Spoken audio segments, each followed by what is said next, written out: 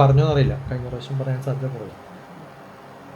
ഞാൻ തളിപ്പറമ്പിൽ dream palace ഓഡിറ്റോറിയത്തിൽ വാസ്തുവിനെ കുറിച്ചൊരു പ്രഭാഷണമാണ് ഈ ഭാഗത്ത് ആദ്യമായിട്ട് നടത്തിയത്.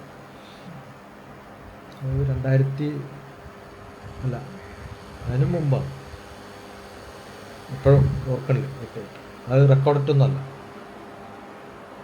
ആ പ്രഭാഷണത്തിന് വന്നപ്പോഴാണ് പയ്യന്നൂർ കേശവനാചാരി, വാസ്തുവിൻ്റെ അധിപനാണ് അദ്ദേഹം, അയാളുടെ ശിഷ്യന്മാരെ പറഞ്ഞയച്ചു. വാസ്തുവിനെ കുറിച്ച് പറയുന്ന ഇയാൾ ആരാന്ന് തപ്പിക്കണ്ടുപിടിക്കും.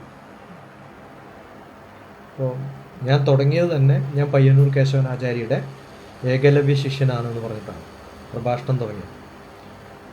അപ്പോൾ എന്ത് ചെയ്തു വെച്ചാൽ, അയാൾ പ്രഭാഷണം കഴിഞ്ഞ ഉടനെ ഇവർ വിളിച്ച് പറഞ്ഞു അന്ന് ഫോണിൽ, ഏകലവ്യ ശിഷ്യനാണെന്നൊക്കെ പറഞ്ഞിട്ടാണ് തുടങ്ങിയത്. അപ്പോൾ പ്രഭാഷണം കഴിഞ്ഞപ്പോൾ തന്നെ അവരെന്നെ വന്ന് കണ്ടിട്ട് പറഞ്ഞു, പയ്യന്നൂർ കേശവനാചാര്യക്ക് നിങ്ങളെ കാണണം. അപ്പോൾ പ്രഭാഷണം അങ്ങനെ തുടങ്ങിയതുകൊണ്ടാണ്, അല്ലെങ്കിൽ ചോദ്യം ചോദിക്കണം എന്ന് പറഞ്ഞിട്ട് വിട്ടതാണ്. കുറച്ച് മോശണ്ടനാണ് ശരിക്കും പയ്യന്നൂർ കേശവനാചാര്യ, അത്ര ഒരു സാത്വിക സ്വഭാവമൊന്നുമല്ല, ഭയങ്കര ദേഷ്യമാണ്. പിന്നെ നാളെ 10 മണിയാകുമ്പോൾ കാണും. അപ്പോൾ പിന്നെ ശ്രീകാന്ത് എന്ന് പറഞ്ഞിട്ടൊരാളുണ്ട്, അയാളെ പരിചയപ്പെടുന്നു. ഈ 2 ആവശ്യങ്ങളാണ്. ഞാൻ പയ്യന്നൂർ ആണെങ്കിൽ നമുക്ക് ഇപ്പോൾ തന്നെ പോകാം. ഞാൻ അങ്ങനെ പയ്യന്നൂർ പോയി ശ്രീകാന്തിന് വിത്തൗട്ട് നോട്ടീസ് നേരിട്ട് പോയി കണ്ടു. ചെറിയ ഒരു മുറി, കുടിസ് മുറിയാണ്, ഫുൾ ബുക്സാണ്. തൊട്ടടുത്ത് വേറൊരു മുറി, അവിടെ എനിക്കൊന്ന് സ്റ്റൗവോ എന്തോ ഉണ്ട്, ഭക്ഷണം പാകുന്നത്. അല്ല ഇതിനകത്ത് തന്നെയാണോ ഓർമ്മയില്ല, ഒറ്റ പ്രാവശ്യം കണ്ടു. അപ്പോൾ ഞങ്ങളിങ്ങനെ സംസാരിച്ചുകൊണ്ടിരുന്നപ്പോൾ ഞാൻ അന്ന് വാസ്തുവിനെ കുറിച്ച് ഉള്ള പ്രഭാഷണത്തിൽ ഡൗസിങ് റോഡ്, അത് സബ്റ്റിൽ എനർജി കാണാൻ പറ്റും, അത് ഞാൻ പുതിയതായിട്ട് കണ്ടുപിടിച്ചതാണ്, അതിനല്ല സാധാരണ ഉപയോഗിക്കൽ, വാസ്തുവിന് വേണ്ടി ഉപയോഗിക്കാറില്ല, അത് വെള്ളം കണ്ടുപിടിക്കാൻ ഉപയോഗിക്കുക, അങ്ങനെ എനിക്കറിയുന്നതെല്ലാം ഞാൻ അങ്ങോട്ട് പറഞ്ഞു. ഉടനെ ഇയാൾ നേരെ പോയി ഒരു ബുക്ക് എടുത്തിട്ട് ഒരു റഷ്യൻ ഓതറുണ്ട്, ഫുൾ ഞാൻ പറഞ്ഞ സംഭവമാണ്. അപ്പം ഞാൻ പറഞ്ഞത്, നമ്മൾ ഈ പുതിയതായിട്ട് കണ്ടുപിടിച്ചു പഠിച്ചു എന്നൊക്കെ പറയുന്ന സാധനമൊക്കെ ബുക്ക് വായിച്ചിട്ടുള്ള ആളാണ് ശ്രീകാന്ത്, അങ്ങനെ വിവരമുള്ളതാണ്. അപ്പോൾ അത് കഴിഞ്ഞ് നമ്മൾ കുറേ സമയം സംസാരിച്ച് അദ്ദേഹത്തിൻ്റെ പഴയ ചരിത്രങ്ങളൊക്കെ പറഞ്ഞു. കുറച്ച് കഴിയുമ്പോൾ ഒരു നമ്പൂരി അയാളെ കാണാൻ വന്നിട്ടുണ്ടായിരുന്നു. തളിപ്പറമ്പിൽ സർ സയ്യിദ് കോളേജിൽ പ്രൊഫസറാണെന്നാണ് എൻ്റെ ഓർമ്മ, ശരിക്കും ഓർമ്മയില്ല. അപ്പോൾ ശ്രീകാന്ത് ഇങ്ങനെ യാത്ര ചെയ്ത് പുസ്തകം എഴുതുന്ന ഒരാളാണ്. അപ്പോൾ പിന്നെ കുടജാദ്രിയെക്കുറിച്ച് എഴുതണമെങ്കിൽ അവിടെ പോയി താമസിക്കും, ഉടുപ്പിയെക്കുറിച്ച് എഴുതണമെങ്കിൽ അവിടെ പോയി താമസിക്കും. അങ്ങനെ മൂകാംബി ദേവിയെക്കുറിച്ച് എഴുതാൻ വേണ്ടിയിട്ട് അവിടെ താമസിച്ച്, ഒരു പ്രാവശ്യമല്ല പല പ്രാവശ്യം താമസിച്ചിട്ടുണ്ടാവും. അവിടുത്തെ ആൾക്കാരൊക്കെ സംസാരിച്ച് ആ വിവരങ്ങളൊക്കെ ക്രോഡീകരിച്ച് ഒരു പുസ്തകമാക്കി മാറ്റിയിട്ടുള്ള പ്രതി കാണിച്ചു തന്നെ. ഇത് പബ്ലിഷ് ചെയ്യാൻ പ്രൂഫ് റീഡിങ്ങിനെക്കാട്ടും വന്ന സമയം. പക്ഷെ ഇതിപ്പോൾ ഒന്നും പബ്ലിഷ് ആവില്ല, കാരണം ഞാൻ ദേവിയുടെ ഒരു പടം കുറേ കാലമായി തപ്പി നടക്കണം, പണ്ട് കണ്ടു മറന്നൊരു പടമുണ്ട്. അത് കിട്ടിയാൽ ഇത് പബ്ലിഷ് ചെയ്യും. ഇന്നത്തെ പോലെ അല്ല, ഇന്നൊക്കെ നമുക്ക് ഗൂഗിളിൽ തപ്പിയാൽ എല്ലാ പടവും കിട്ടും, അന്ന് അതൊന്നും കിട്ടാത്തൊരു കാലമാണ്. അപ്പം ഞങ്ങളിങ്ങനെ ഇരുന്ന് സംസാരിക്കുന്ന സമയത്ത് ഞാൻ പറഞ്ഞു, ഈ നമ്പൂരിയുടെ പോക്കറ്റിൽ പേഴ്സിനകത്ത് ആ പടം ഇരിക്കുന്നുണ്ട് ശ്രീകാന്ത്, എടുത്തോളാം. ഓക്കെ. അപ്പോൾ അത് വളരെ വിരളമായിട്ട് 1-2 പ്രാവശ്യം അങ്ങനെ നമുക്ക് അറിയാതെ പറഞ്ഞു പോയിട്ടുണ്ട്.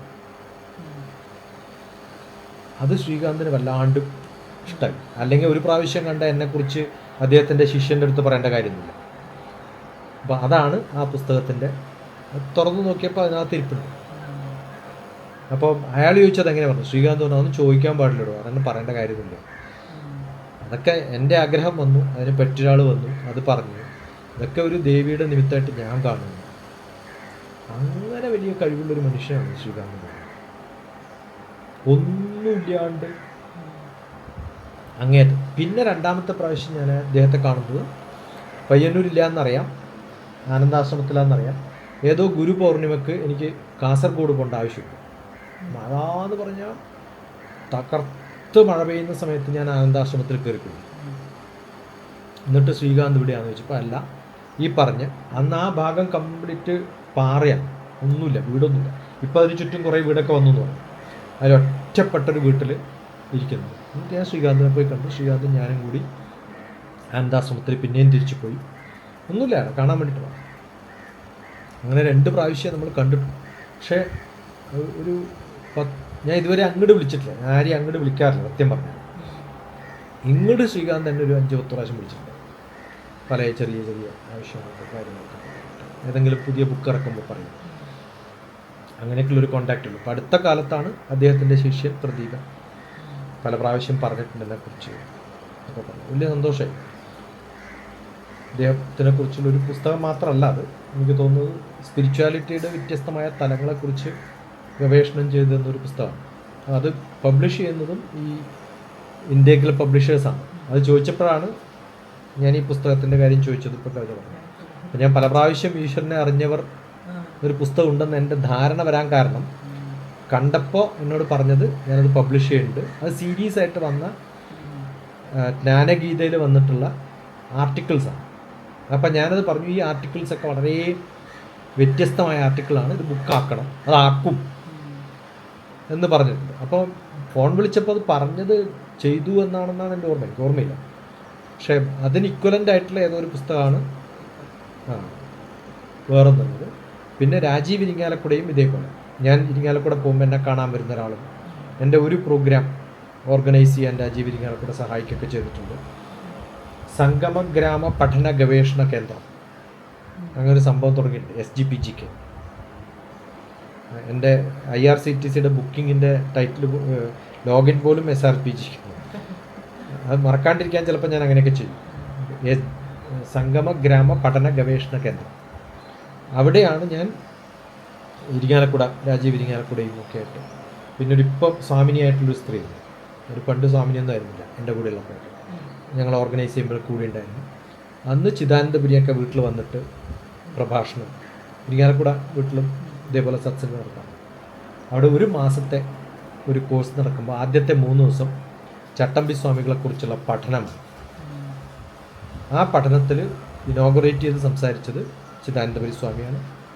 പിന്നെ കുറേ പേരുണ്ടായി, കേരളത്തിൻ്റെ അങ്ങ് മുതൽ ഇങ്ങോട്ടുള്ള കുറേ പ്രഭാഷകർ വന്നിരുന്നു.